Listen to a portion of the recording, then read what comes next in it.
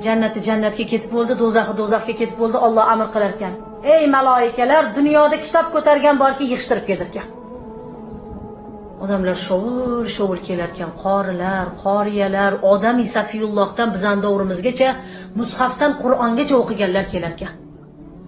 Shunda Alloh aytar ekan, oyog'ingiz yerda turganda, mahshar maydonida turganda tilovat qiling va yuksalib ko'tarilishni boshlang ekan.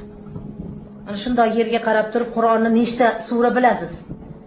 Bismillahdan keyin alhamdulillahi robbil alamin arrohmanir rohim maliki yawmiddin. Qorilar parvoz qila boshlar ekan. Oxiri Yosinni o'qib bo'ldi, voqeani o'qib bo'ldi, yodlaganda endi hayotida.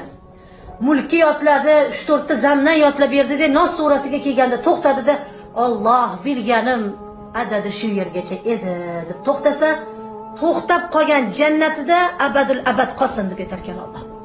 8 qavat jannati qaysirisini eshigida to'xtab qoldi. O'sha yerda qolsin abadul abad derkan Alloh.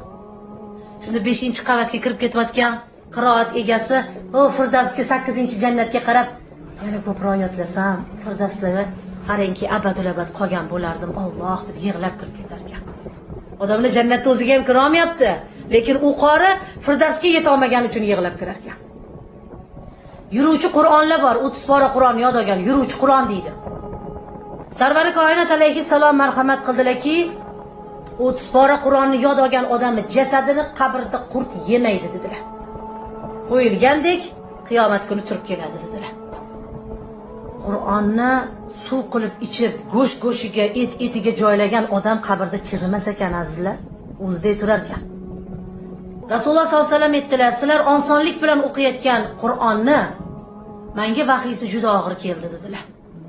Titrab, qaqshab, oyoq qo'llaridan jon qochib, lablari ko'kargan holatda qarangki, Qur'onni vahiysini qabul qilar ekanlar.